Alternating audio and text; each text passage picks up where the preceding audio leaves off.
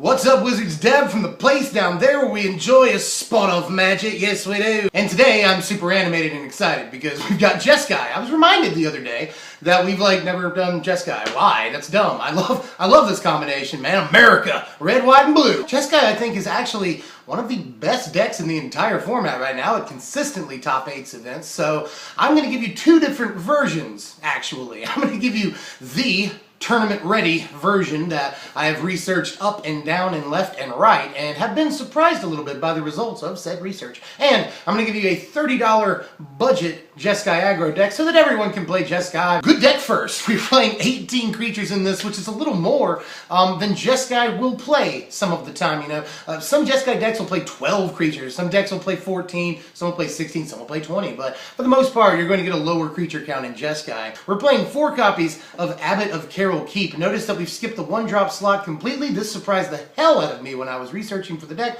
Haven't looked at Jeskai lists in a month or so, and it turns out they've all dropped Monastery Swiftsphere. I didn't see it in a single top 8 deck that I looked in, which was a lot. I've probably looked at 35 or so Jeskai decks over the last couple of weeks. So, yeah, no Monastery Swiftsphere in any of them. That just blew my freaking mind. Blew my head off my shoulders. But, yeah, we're starting with Abbot of Keep, obviously a fairly similar card. But, yeah, just being able to draw the card, and this is a great late game top deck, makes this awesome. You know, we'll see that this is an aggro deck that goes really long and somewhat wide, even though we're only playing 18 creatures. You'll see why. Abbot of Keep is really good for all the stuff we needed to do, namely draw us cards and be a fairly quick creature. 4 copies of Soulfire Grandmaster SGM. Playset of this in pretty much every Jeskai deck that I saw. Sean McLaren ran 2 and replaced them with Hangerback Walkers. Soulfire is just crazy. Really makes the deck tick a couple of ways. Well, one way especially, we can get her back if she dies. That's very important. Helps us go very long, much longer than we would normally go in a deck like this, and is just absolutely needed. Totally playset of SGM. 3 copies, and you'll sometimes see 4. I'm just playing 3 of Jace, Vince Prodigy. I'm not as high on Jace as a lot of people are, although I do love Jace. Don't misinterpret that. I love Jace. I just don't know about a 4 of in a deck like this, although he's been played to great results as a playset in a lot of Jeskai decks. But Jace, you know, obviously another thing helps go a little bit longer. Drawing cards is something that this deck absolutely wants, you know, while he's still a creature. Good on defense, sure. Once he becomes a planeswalker, that +1 is fine, but we're mostly interested in that -3 to get cards back, which is just, between Soulfire Grandmaster and Jace, we can replay our cards a lot, and that's what we want to do, definitely. A lot of Jeskai decks employ a toolbox strategy where they'll just play 1 to 2 ofs a lot of cards, and you can see why. You know, Jace and Soulfire will help you replay cards over and over, and, so you can play less copies of them.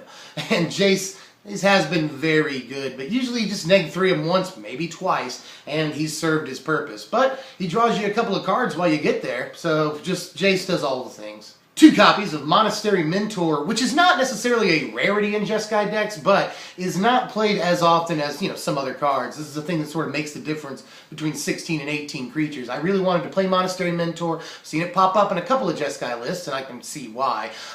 That's the thing that helps us go wide, by the way. Obviously against control decks if it resolves, even, slower Devotion and ramp-based decks, this is pretty fine against 2s. I really liked playing Monastery Mentor. 4 copies of Manus Rider, which is a must, it turns out. You gotta have a playset of the Manus, because he's crazy, right? 3 mana for all of that. What an amazing investment. For just 3 mana, you get 3 abilities, 3 power, 3 toughness. Play the freaking guy. Haste and vigilance on this thing is just absolutely crazy. And 1 copy of Dragon Lord of Jutai. You'll often see Stormbreath Dragon in these builds, but obviously we're not playing anything from Theros or M15, we have to replace it. And I think Dragon Lord of Jutai is definitely the thing that will. We see it in a couple of builds. Some people play 2 Stormbreath, 1 Ojutai, or one of each. Sometimes you'll see 2 Ojutai, but it's very rare.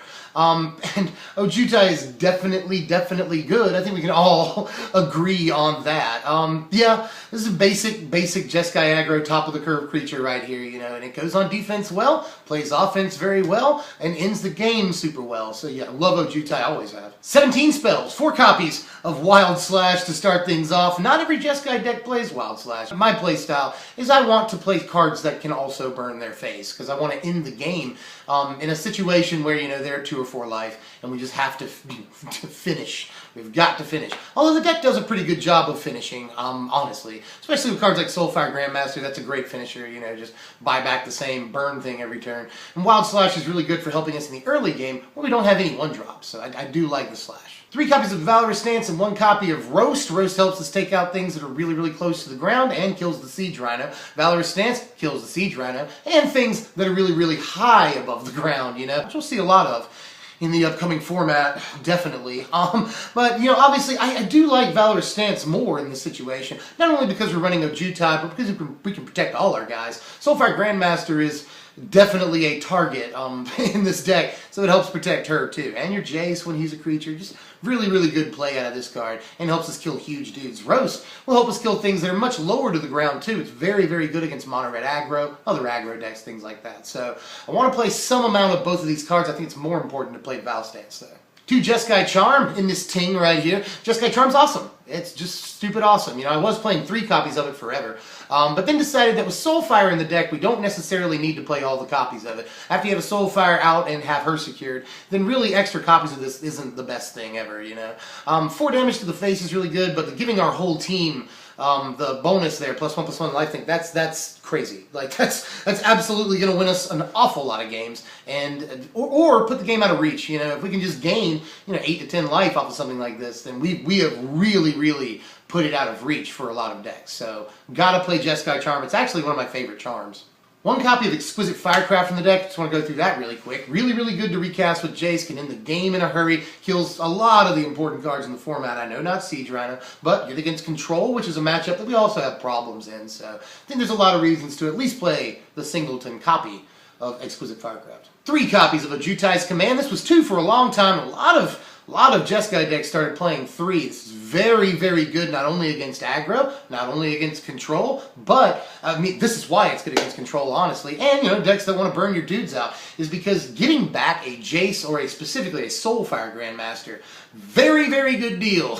Really good deal. Especially directly just onto the battlefield, that's very, very good. A lot of people weren't sure at the beginning of the season, or at least when the card came out, if it was going to see any play. You know, some people were saying blue-white control, blah, but it took a long time for it to get into Jeskai, and once it did, people started realizing how amazing the card is. Just all the value in the world, you know, sometimes you just put the guy back on the battlefield, draw a card. You know, counter a spell, draw a card, creature spell, draw a card. Lots and lots of things that you can do with this, and always have an option with it, or 2, so yes.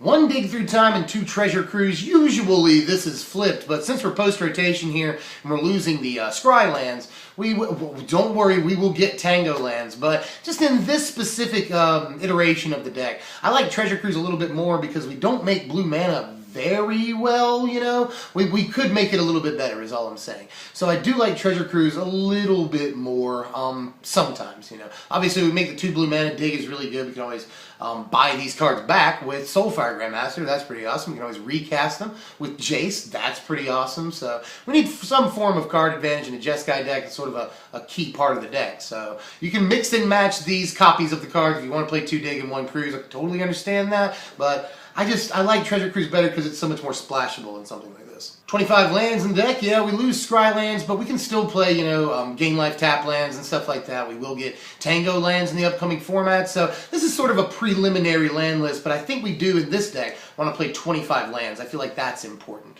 And here's the sideboard. The sideboard's very important for this Jeskai deck. Lots of, you know, 1 and 2 of copies to deal with specific things we're playing.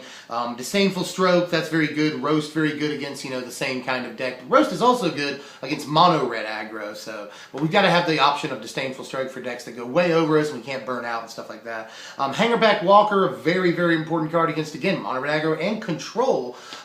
Just both of those decks have a hard time dealing with the card. Very good 2-drop. Hangerback Walker is. And here's your power rankings, highest power rankings in a while. A final score of 70 points at the end of the day. That's because it's one of the most versatile decks in the entire format. We see that a lot of its cards are geared towards offense or defense, depending on what you want to do with them. You know, Soulfire Grandmaster, that's a defensive card because, you know, your things with that burn have lifelink. That's defensive. But also, its buyback ability helps be an offensive card. You can recast those same burn spells over and over. Same thing with Monastery Mentor, you know, that can go wide and chump block for you, or you can just swing in with a bunch of tokens. Dragon Lord of Jutai, good on offense and defense. Valorous Stance, obviously offense and defense on that card too. Oh, Jutai's Command, we can, you know, put a creature back in, or we can counterspell, gain some life, draw a card. This works. A lot of these cards are super versatile, very choice driven, and allow you to play either defensively or offensively. So this is one of the most versatile decks in the format that does a lot of things depending on what situation you're in, which helps it. I'm going to call this deck, at least the power rankings for it, Lucky Sevens, an awful lot of sevens for the deck, which means that it does a lot of things pretty well, honestly, but not much like super duper well. It's just very, very utility in a lot of ways and able to deal with a lot of different deck types. Well, that was the big boy. I'm going to go ahead and give you the budget guy right here, which I know a lot of people are excited for. This is going to cost you about $30. It's very, very difficult to build on the $10 or $20 budget for something like Jeskai. Most 3-color decks, it can be hard to build on that kind of budget. But we're going to go ahead and give it a shot here. I actually think this deck is very good, and it's much more offensively minded than the first deck, even. 13 creatures in this deck, which is more like it for Jeskai aggro, it turns out. A lot of them will play again, you know, 12 to 16 creatures. So something like this, it seems low, but it's really not compared to a lot of the things I've seen. 4 copies of Monastery Swiftspear. The girl is back in this one. I had to play her. Especially since we're going much, much lower and faster is the goal in this deck. Much more lean, so definitely want to play 4 copies of Swiftspear. 2 copies of Seeker of the Way. I want to get that out of the way. Yeah, that was weird to say. Rhymes. Seeker of the Way. Awesome, right? I don't have to really discuss this too much. It's just, you know, prowess-based deck. And to that effect, we're also playing 3 copies of Mage Ring Bully because Abbot of Carol Keep is really expensive. If you have those, or the money for them, definitely play Abbot over Mage Ring Bully. But Mage Ring Bully, a pretty suitable substitute. It may as well be a, you know, 2-mana 3/3 a lot of the time, especially on our turn. So I really, really like the card. It's sort of another Seeker of the Way, or a bad Abbot of Carol Keep. And finish it off, 4 copies of Mana Strider. I was super impressed that this dropped down to $1. It used to be, you know, $7 or $8, and was even more than that for a small amount of time. But yeah, you can pick these up at TCG Player for $1 now. I highly suggest, fully endorse that you do that. So yeah, I mean, $1 for this is a crazy deal. That's one of the better creatures in the format. Play a playset of this all day. When I first looked this up, I was like, oh, there's no way we can afford a playset in this deck. But yeah, we can. It turns out to do it. 23 spells in the deck, which is also, again, more like it for a deck like this. 4 copies of Wild Slash and 1 copy of Fiery Impulse. Again, we're trying to go really, really low, and not only does this help us blow away creatures in the early game to clear room for our guys, but also can burn to the face in the later game. Or against control, we can just burn into the face. Our Druid's Prowess, we swing in. I mean, everybody knows how good that is. Against control, the first, 3 turns, we can really do a lot of damage. Speaking of cards that only cost 1 or 2, we're playing 4 copies of Titan Strength and 2 copies of Defiant Strike. Now you see what kind of deck this is. It's one of these. Yeah, Titan Strength and Defiant Strike, just 2 of the better cards in the format for swinging in, if that's what we want to do, at very, very low on the curve. To go along with the theme of cards that kill them as quickly as possible, we've got 3 copies of Teamer Battle Rage in the deck, which I know a lot of people will be pretty happy about. I am, it turns out. Imagine a situation where 3rd turn you can Titan Strength and then Teamer Battle Rage something that prowesses. I mean, it gets out of hand really, really fast, and one of our dudes goes unblocked, even if it's a small guy, then we can definitely, play one thing, Defiant Strike or something, then play this. That dude will prowess twice, get the +1/+0 from Defiant Strike, and then just go crazy with the Teamer Battle Rage. I mean, the card gets very crazy, very quick, and it's super dangerous. 3 copies of Jeskai Charm I'm playing the full 3 of in this deck because, we don't have like Soulfire Grandmaster or Jace. We can't recast them or buy them back or anything. I think it's important to play a few copies of this card, right? Not only because we can, that our whole team gets +1/+1 in lifelink is just insane in a deck like this where, we're prowessing and we can, Teamer Battle Rage, there's the Titan Strength, plus the lifelink on this is very good, and we can deal 4 damage to the face. Or we can play it somewhat defensively too. So Jeskai Charm is just crazy in something like this. Play it. We're playing 3 copies of Valorous Stance and 1 copy of Rose for the exact same reasons I stated in the last deck there. Just all the choice afforded to us by Valorous Stance and blows away creatures that murder us in combat higher up on the curve. And Roast is really versatile, kills the Rhino and everything in between. So yes. 2 copies of Treasure Cruise to finish it out here. Yeah, we need a little bit less card drawing in this deck because we're playing Defiant Strike. That's not not so bad. And we're very singularly focused, you know, we just want aggro, aggro, aggro, and we can't play all these high mana, even with the Delve, card drawing things. Obviously, a little bit later in the game, this will only cost us 1 to 2 mana, you know, and will help refill our hand, which is very important for an aggro deck like this. We're playing 23 lands in this deck. We can go much lower than we did in the last deck. We're not trying to, you know, cast Dragon Lord or Jutai. We're not trying to buy stuff back with Soulfire Grandmaster. We're not trying to play a Jutai's command over and over. So really, we can go much, much lower in this deck as we're playing a lot of 1 and 2 mana cost things. 23 lands has been more than enough. Finally, here's the sideboard. This deck also lives out of the sideboard. I've included Twin Bolt in the deck against other aggro and Hangerback Walker. It's a good card against that card. Enshrouding Mist, a very, very good card, and replaces God's Willing once that rotates out of the format. And some of these Jeskai aggro decks will play like 1 God's Willing still, but it's not a very popular card anymore. Now, Enshrouding Mist is going to be pretty decent in a lot of matchups, especially against decks that want to just block you or attack into you even. And it's cool that we get the +1/+1, we get the +1/+1, the prowess, you know, and they won't take any damage. So it's just awesome. Good card. And here are the power rankings for this deck. A final score of 60, which is really, really good for a budget deck. That's quite good. It turns out for something you can build for 30, couple of, you know, 32 bucks, something like that. But there is still a 10-point difference between this and the other deck, which is that's a huge difference. We do take a drop in the versatility and resiliency categories because again, we can't buy stuff back, we can't recast things, you know. So we take a huge hit in that category, and we lose a Jutai's command, which also hurts our versatility and resiliency. So yeah, but a Jutai's command is only like $2 right now. I think it's like $2.50 on TCG Player, so scoop those up if you can. And I probably could have snuck 1 copy in here without hurting the budget too much, but it is a very important card for the deck. We are better in the speed and offense categories because we're more purely devoted to those things, and we're still pretty consistent. So the deck is very good for a budget deck, especially, that's not a word, but anyway, you know, we just did a few budget decks that scored, you know, 52 to 56 on that scale, so a 60 is very, very good, and this keeps a lot of the good things about the regular Jeskai deck, although it loses some of the good things too. You know, Soulfire Grandmaster or Jutai's Command, I can say those until I'm blue in the face, Jace, you know, so we do lose some things, but it's still a very good deck, and it's very good for people who like to swing in, which is, that's me. That's all I've got for today. Soon I've got to catch you up on some of these spoilers, and we've got a bunch of deck techs coming your way, including, you know, green-red ramp post-rotation once we get a few more of these spoilers out, mono-red aggro post-rotation. I know a lot of people want that. I'm thinking about doing, let me know how you feel about this. I've already done Mardu goggles. I'm thinking about doing, very soon here, Jund goggles. I saw this list on Star City not long ago, and it intrigued me. Jund goggles is really, really cool. I almost passed out when I saw that. And I want to do Mardu dragons too. So there's a lot on our plate. Let me know what you want the most. I'm kind of rooting for Mardu dragons too, just so you know.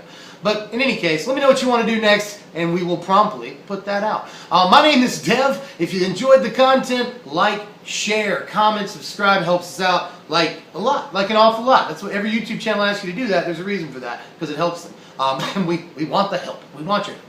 So yeah, anyway, I'm Dev from SVMTG. Thanks for watching, my wizards.